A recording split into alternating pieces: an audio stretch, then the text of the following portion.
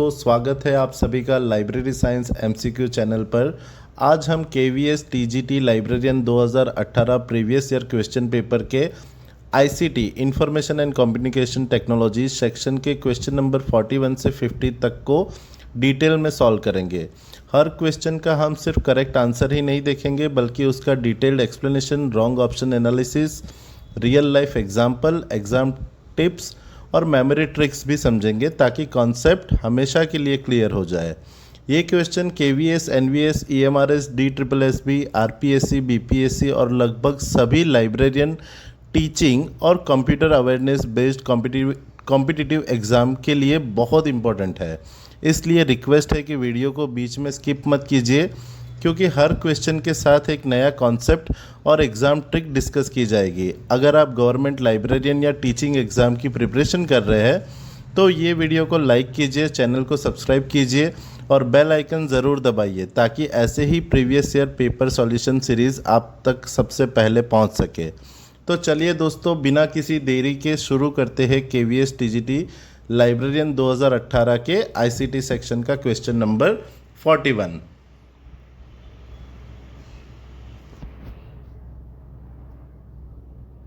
Choose the most suitable option for the following statement. An operating system is responsible for dash the computer system while application software is required for dash. Operating system किसी computer प्रणाली की dash के लिए उत्तरदायी होता है जबकि application software dash के लिए आवश्यक होता है। क्वेश्चन में क्या पूछा है दोस्तों? ऑपरेटिंग सिस्टम किस काम के लिए रिस्पॉन्सिबल होता है और एप्लीकेशन सॉफ्टवेयर किस काम के लिए यूज होता है।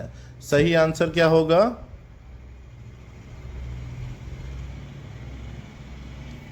जी, ऑप्शन नंबर 1 बूटिंग और दूसरे में प्लेइंग वीडियो। ठीक है, ऑपरेटिंग सिस्टम यानी ओएस कंप्यूटर का मैनेजर होता है। ये कंप्यूटर के हार्डवेयर और सॉफ्टवेयर को कंट्रोल करता है और कंप्यूटर को स्टार्ट यानी बूट करने का काम करता है। जब हम कंप्यूटर का पावर बटन दबाते हैं तब विंडोज़ या लिनक्स लोड होता है।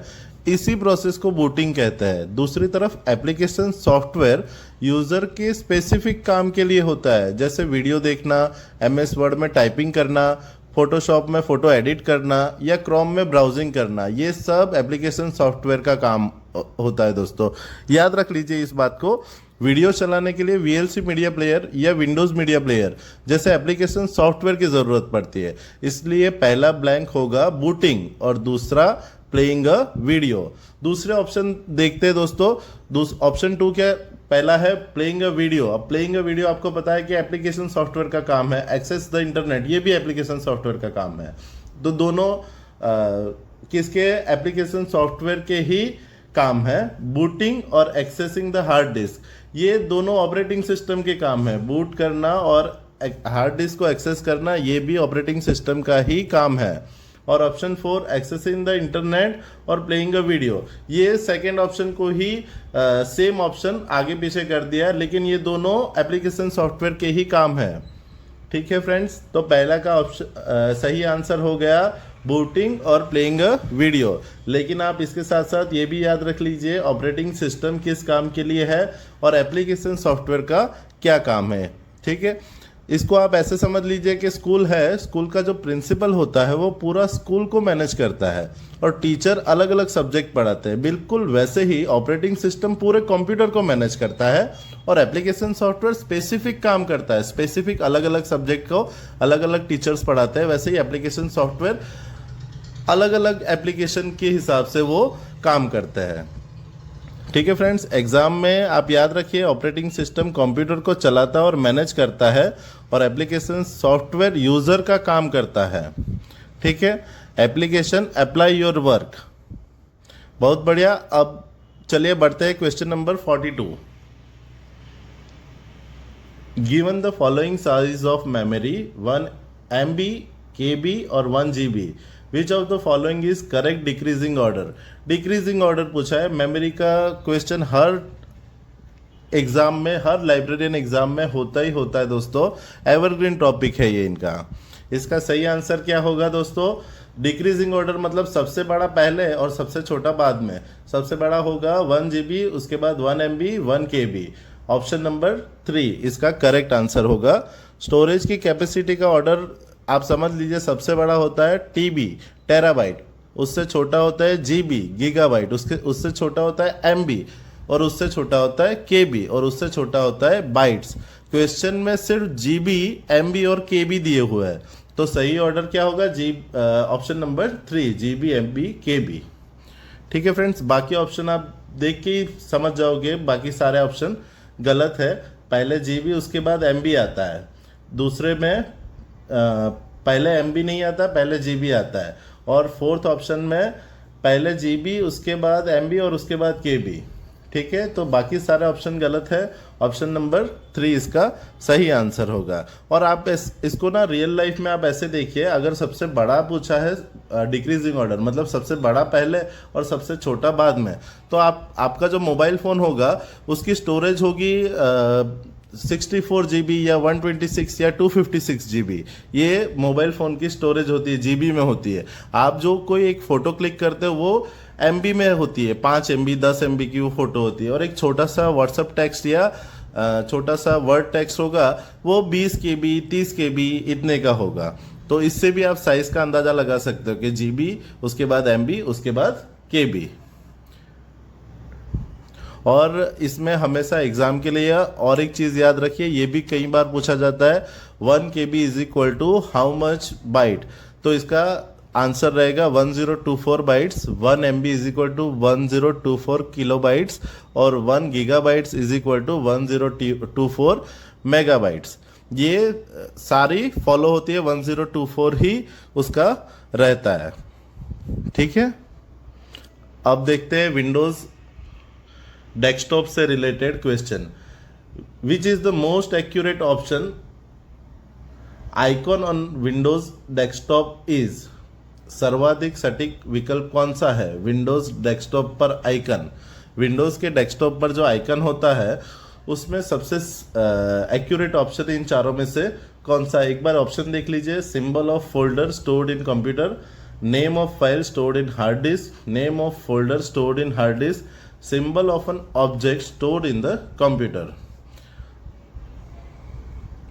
इसका करेक्ट ऑप्शन होगा, आंसर होगा option number 4, symbol of an object stored in the computer. Computer में स्टोर किए गए ऑब्जेक्ट के सिंबल होता है, जो आइकन रहता है डेस्कटॉप पर, वो क्या रहता है? कंप्यूटर में जो स्टोर किया गया ऑब्जेक्ट है उसका सिंबल रहता है।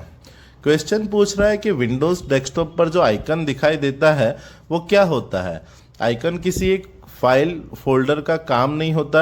आइकॉन एक ग्राफिकल सिंबल होता है जो कंप्यूटर में स्टोर्ड किसी ऑब्जेक्ट को रिप्रेजेंट करता है।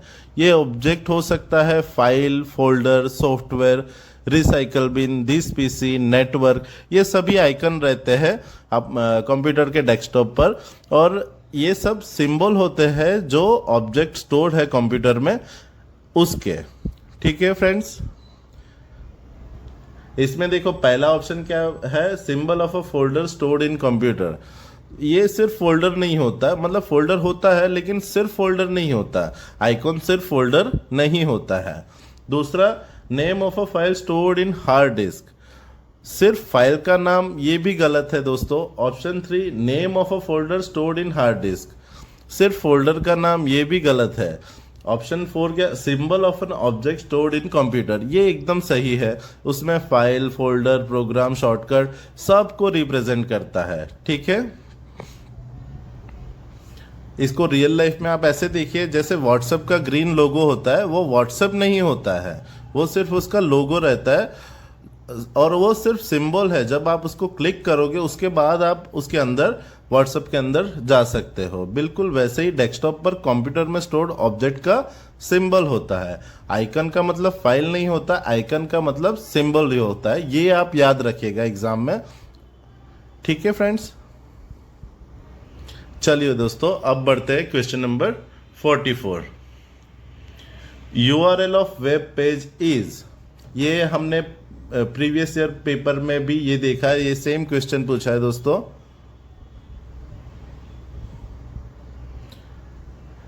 अगर आप यूआरएल और सर्च इंजन का डिफरेंस क्लियर ना हो तो एग्जामिनर आपको आसानी से कंफ्यूज कर सकता है इसमें। ऑप्शन देखिए, address of the web page, software to open the web page, function to open the website और सर्च इंजन। यूआरएल क्या होता है? सही आंसर है इसका option number 1, address of the web page. URL का फुल फॉर्म होता है uniform resource locator. Simple language में समझे तो यूआरएल किसी भी वेब पेज का एड्रेस होता है। जैसे किसी के लिए उसका एड्रेस चाहिए होता है, वैसे ही इंटरनेट पर किसी वेब पेज तक पहुंचने के लिए यूआरएल की ज़रूरत होती है। जब आप ब्राउज़र का एड्रेस बार में https://www.google.com या www.openai.com लिखते हैं तो ये यूआरएल होता है। ब्राउज़र इसी एड्रेस की हेल्प से उस वेब पेज को इंटरनेट से ढूंढकर आपके सामने ओपन करता है। इसीलिए क्वेश्चन का सही आंसर है address of the web page. ठीक है, दूसरे ऑप्शन देखिए, इसमें क्या है? Software to open web page. ये software to open web page, ये वेब पेज खोलने का काम ब्राउज़र का होता है, जैसे गूगल क्रोम, माइक्रोसॉफ्ट एज या मोजिला फायरफॉक्स। तीसरा ऑप्शन है function to open the website. URL का कोई फंक्शन नहीं होता है, वो सिर्फ एड्रेस होता है। Option 4 search engine. Search engine तो Google, Bing, Yahoo search engine है, यूआरएल नहीं है वो। और ये एकदम यूआरएल आप ऐसे समझ लीजिए जैसे आपको किसी दोस्त के घर जाना हो तो उसका क्या चाहिए? आपको एड्रेस चाहिए। यूआरएल वैसे ही वेब पेज का या वेबसाइट का पहुंचने के लिए एड्रेस होता है, वो यूआरएल होता है। एग्जाम में ये टिप याद रखिए, यूआरएल मतलब एड्रेस, ब्राउज़र मतलब ब्राउज़र क्या करता है? वेबसाइट खोलता है। सर्च इंजन क्या करता है? वेबसाइट ढूंढता है। या डिफरेंस हमेशा याद रखिए, memory trick URL, uniform resource locator. Locator मतलब लोकेशन या एड्रेस। लोकेटर देखते ही एड्रेस याद आ जाना चाहिए। ठीक है friends, question number 45, which of the following is not the capability of computer. निम्नलिखित में से कौन सी क्षमता कंप्यूटर सिस्टम की नहीं है? ऑप्शन देखिए, एनालाइजिंग डेटा, गैदरिंग और कलेक्टिंग डेटा, स्टोरिंग डेटा और प्रोसेसिंग डेटा। डेटा को प्रोसेस करना, डेटा का भंडारण, डेटा का एकत्रण तथा संग्रहण और डेटा का विश्लेषण, एनालाइजिंग। ये 2018 का पेपर है केवीएस लाइब्रेरियन का। इसका सही आंसर होगा analysing data, option number 1। Modern computer AI और अभी जो आप देखोगे जो मॉडर्न कंप्यूटर आए हैं वो एआई और एनालिटिक टूल की मदद से एनालिसिस में असिस्ट कर सकते हैं, लेकिन बेसिक कंप्यूटर अवेयरनेस एग्जाम में एक्सपेक्टेड आंसर एनालाइजिंग डेटा ही माना जाता है। ठीक है फ्रेंड्स, मतलब अभी के टाइम पे ये ऑप्शन शायद गलत हो सकता है, लेकिन उस टाइम के हिसाब से ये, और अभी भी कंप्यूटर की जो अवेयरनेस एग्जाम है उसके लिए यही ऑप्शन सही होगा। क्वेश्चन क्या पूछ रहा है? कंप्यूटर सिस्टम की कैपेबिलिटी क्या नहीं है। कंप्यूटर बहुत तेजी से डेटा कलेक्ट कर सकता है, डेटा को स्टोर भी कर सकता है, डेटा को प्रोसेस भी कर सकता है, लेकिन डेटा को एनालाइज या डिसीजन लेने में कंप्यूटर अपने आप नहीं कर सकता है। कंप्यूटर सिर्फ वही इंस्ट्रक्शन फॉलो करता है जो यूज़र या प्रोग्रामर उसे देता है। किसी डेटा का फाइनल एनालिसिस, इंटरप्रिटेशन और डिसीजन लेना इंसान का काम होता है, लेकिन अभी मॉडर्न कंप्यूटर एआई और एनालिटिक टूल की मदद से ये कर सकते हैं दोस्तों। ठीक है,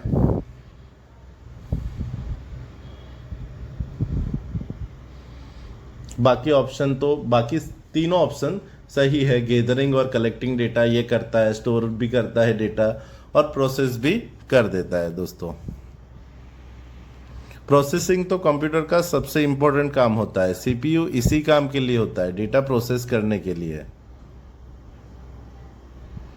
ठीक है, इसमें एक मेमोरी ट्रिक आप याद रखिए, आईपीओस। कंप्यूटर क्या काम करता है? Input, processing, output, storage. ठीक है, ये बेसिक फंक्शन है कंप्यूटर के। कौन से? आईपीओज। कंप्यूटर से क्या याद रखिए? आईपीओज। ठीक है, अब next question, question number 46। Virus के बारे में पूछ रहा है friends. Virus is a malicious computer program that can, virus ऐसा दुर्भावनापूर्ण कंप्यूटर प्रोग्राम है जो कि, पहला ऑप्शन है replicate itself, delete file from hard disk, cause viral fever to the user और shut down the computer. Computer को बंद कर देता है, प्रयोक्ता को वायरल फीवर करता है, हार्ड डिस्क से फाइलें डिलीट करता है और स्वयं की प्रतिकृति तैयार करता है। ऑप्शन क्या है दोस्तों? All statement accept D R true. पर इसका सही आंसर होगा, आप देख के ही समझ गए होंगे, ऑप्शन सी गलत है, cause viral fever to the user. बाकी सारे ऑप्शन वायरस के सही है। ऑल स्टेटमेंट, ऑप्शन नंबर 3 इसका सही आंसर होगा। All statement except C are true.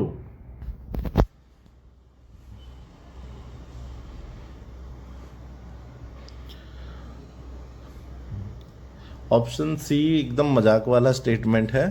Computer virus सिर्फ कंप्यूटर को इन्फेक्ट करता है, इंसान को बीमार नहीं करता है। बाकी वायरस खुद की कॉपीज बना सकता है, फाइल को डिलीट या करप्ट कर सकता है, और कोई डेंजरस वायरस सिस्टम को क्रैश या शट डाउन भी कर सकते हैं। ये सारे ऑप्शन सही है, सिर्फ ऑप्शन सी गलत है। ठीक है, जैसे कोरोना वायरस इंसान के शरीर में फैलता है, वो कंप्यूटर को नहीं लगता है, वैसे ही कंप्यूटर के वायरस सिस्टम में फैलता है, इंसान को बुखार नहीं देता है वो। ठीक है, और ये खास आप याद रखिए, जो वायरस होते हैं वो रेप्लिकेट कर सकते हैं, फाइल को डैमेज कर सकते हैं, डेटा को करप्ट कर सकते हैं। ये कंप्यूटर को सिक करता है दोस्तों। बहुत इजी क्वेश्चन था। Question number 47। Dash is the software which can be used, modified and even redistributed, while dash is the software that the user is allowed to try for free for a specific period of time। क्या पूछा है? Dash ऐसा software है जिसका उपयोग संशोधन तथा पुनः वितरण भी किया जा सकता है, जबकि डैश ऐसा सॉफ्टवेयर है जो कि प्रयोक्ता को विनिर्दिष्ट समय के लिए निःशुल्क आजमाने की अनुमति देता है। ऑप्शन देखिए, free software, shareware, free software, freeware, freeware, shareware और शेयरवेयर, फ्रीवेयर। क्या होगा इसका सही आंसर? इसका सही आंसर होगा ऑप्शन नंबर 1, फ्री सॉफ्टवेयर और शेयरवेयर। जो पहला ब्लैंक है, जो सॉफ्टवेयर मॉडिफाई और डिस्ट्रीब्यूट किया जा सकता है, ये कौन सा होता है? फ्री सॉफ्टवेयर होता है। ठीक है, क्योंकि उसका सोर्स कोड अवेलेबल होता है। और दूसरा ब्लैंक है, जो सॉफ्टवेयर कुछ दिन के लिए ट्रायल के लिए फ्री मिलता है, ये शेयरवेयर होता है। जैसे विनरेयर हो गया, इंटरनेट डाउनलोड मैनेजर हो गया, इन्हें कुछ दिन फ्री यूज कर सकते हैं, बाद में लाइसेंस लेना पड़ता है। ठीक है, रॉन्ग ऑप्शन देख लीजिए इसके। फ्रीवेयर क्या होता है? कंप्लीटली फ्री होता है, उसको फ्रीवेयर कहते हैं, लेकिन उसको मॉडिफाइड नहीं कर सकते। और शेयरवेयर होता है वो ट्रायल वर्जन होता है, परमानेंट फ्री नहीं होता है। और इसके रियल एग्जांपल देखिए आप, लिब्रे ऑफिस है, ये फ्री सॉफ्टवेयर है। एडोब फोटोशॉप ट्रायल है, ये शेयरवेयर है, थोड़ा टाइम के लिए आपको फ्री देते हैं, उसके बाद आपको परचेस करना पड़ता है। ठीक है, फ्री सॉफ्टवेयर जो होता है वो, उसको हम मॉडिफाई कर सकते हैं, डिस्ट्रीब्यूट कर सकते हैं, सोर्स कोड उसका अवेलेबल रहता है। शेयरवेयर होता है वो ट्रायल बेसिस के लिए फ्री रहता है और लिमिटेड टाइम के लिए फ्री रहता है। ठीक है, शेयर मतलब आपको ट्राई करना है थोड़े टाइम के लिए, फ्री मतलब पूरी तरह से फ्री। ठीक है फ्रेंड्स, सॉफ्टवेयर का ये क्वेश्चन ले लिया हमने। क्वेश्चन नंबर, अगले क्वेश्चन की तरफ। Which of the following is not an operating system? इनमें से कौन सा एक ऑपरेटिंग सिस्टम नहीं है? नहीं पूछा गया है कौन सा ऑपरेटिंग सिस्टम नहीं है। ऑप्शन देखिए, red hat Linux, Windows, Google, Ubuntu. Operating system का ये बहुत फेवरेट क्वेश्चन है। क्या होगा इसका सही answer? Option number 3 Google. Question क्या पूछा है? ऑपरेटिंग सिस्टम नहीं है। रेड हैट लिनक्स ये एक ऑपरेटिंग सिस्टम है, विंडोज़ ये भी एक ऑपरेटिंग सिस्टम है, उबंटू ये भी एक ऑपरेटिंग सिस्टम है। लेकिन गूगल क्या है? गूगल एक कंपनी है, गूगल का एक सर्च इंजन है। गूगल ने ओएस बनाया है, एंड्रॉयड और क्रोम ओएस उन्हीं ने बनाया है, लेकिन गूगल कोई ऑपरेटिंग सिस्टम नहीं है। विंडोज़ जो है वो माइक्रोसॉफ्ट का ऑपरेटिंग सिस्टम है, उबंटू जो है वो लिनक्स डिस्ट्रीब्यूशन का है, रेड हैट लिनक्स जो है वो एंटरप्राइज लिनक्स ऑपरेटिंग सिस्टम का है, और गूगल खुद एक कंपनी है, वो कोई ऑपरेटिंग सिस्टम नहीं है। ठीक है, जैसे सैमसंग कंपनी है और एंड्रॉयड ऑपरेटिंग सिस्टम है, बिल्कुल वैसे गूगल कंपनी है और एंड्रॉयड ऑपरेटिंग सिस्टम है। ठीक है, गूगल ओएस बनाता है, वो खुद एक ओएस नहीं है। बहुत बेसिक क्वेश्चन था ऑपरेटिंग सिस्टम को लेकर। अगले क्वेश्चन की ओर बढ़ते हैं। Which of the following best describe the component of computerised railway reservation system? निम्नलिखित में से कौन सा कंप्यूटरीकृत रेलवे आरक्षण प्रणाली के घटकों को सर्वोत्तम रूप में वर्णन करता है? ऑप्शन देखिए, क्या पूछा है दोस्तों? रेलवे रिजर्वेशन का जो सिस्टम है हमारा, जो उसमें जो कंप्यूटराइज्ड रेलवे रिजर्वेशन सिस्टम है, उसमें कौन कौन से कंपोनेंट होते हैं? ऑप्शन देखिए, browser, authorisation mechanism, trains, platform. Computer reservation system. दूसरा option train, tickets, platform, station. तीसरा option browser, authorisation mechanism, database server और प्लेटफॉर्म। और चौथा option browser, authorisation mechanism, database server और पेमेंट गेटवे। इसका सही ऑप्शन क्या होगा? Option number 4। Railway reservation system में क्या होता है? ब्राउज़र होता है, प्लस ऑथराइजेशन मैकेनिज्म होता है, डेटाबेस सर्वर होता है और पेमेंट गेटवे होता है। रेलवे रिजर्वेशन सिस्टम होता है, यूज़र ब्राउज़र से टिकट बुक करता है। ठीक है, ऑथराइजेशन मैकेनिज्म यूज़र को वेरीफाई करता है कि भाई उसका आईडी पासवर्ड डाला, उसके बाद डेटाबेस सर्वर में ट्रेन और सीट डेटा स्टोर करता है, और उसके बाद पेमेंट गेटवे से ऑनलाइन पेमेंट कंप्लीट करता है। ये चारों मिलकर रिजर्वेशन सिस्टम बनाते हैं। ठीक है, ट्रेन और प्लेटफॉर्म कंप्यूटर कंपोनेंट्स में नहीं होते फ्रेंड्स। ट्रेन और प्लेटफॉर्म, जैसे अगर आप प्लेटफॉर्म को और ट्रेन को हटा दो तो भी आपका आंसर आ जाएगा ऑप्शन नंबर 4। ठीक है, रियल लाइफ में भी आपने देखा होगा, जैसे आप IRCTC की टिकट बुक करते हो ऑनलाइन, तो सबसे पहले आप ब्राउज़र खोलते हो, उसमें IRCTC की वेबसाइट ओपन करते हो, उसके बाद आप लॉगिन करते हो, उसके बाद आप जो डेटाबेस होता है कि कौन सी ट्रेन कितने आदमी, ये करते हो, उसके बाद आप पेमेंट करते हो, उसके बाद टिकट कंफर्म होता है। ये पूरा सिस्टम इसी आर्किटेक्चर के ऊपर काम करता है। ठीक है, मेमोरी ट्रैक याद रखिए, पहले बुक करते हैं, फिर वेरीफाई, फिर पे और फिर टिकट निकलता है। नेक्स्ट क्वेश्चन और आखिरी क्वेश्चन, कॉम्बिनेशन ऑफ डैश की एंड डैश की is used for printing the document file in MS word. Computer shortcut का क्वेश्चन है। MS वर्ड में डॉक्यूमेंट फाइल को प्रिंट करने के लिए डैश की तथा डैश की के संयोजन का उपयोग किया जाता है। प्रिंट करने के लिए दोस्तों क्या यूज करते हैं हम? इसका सही आंसर है option number 1 control P। Control plus हम P दबाते हैं प्रिंटिंग के लिए।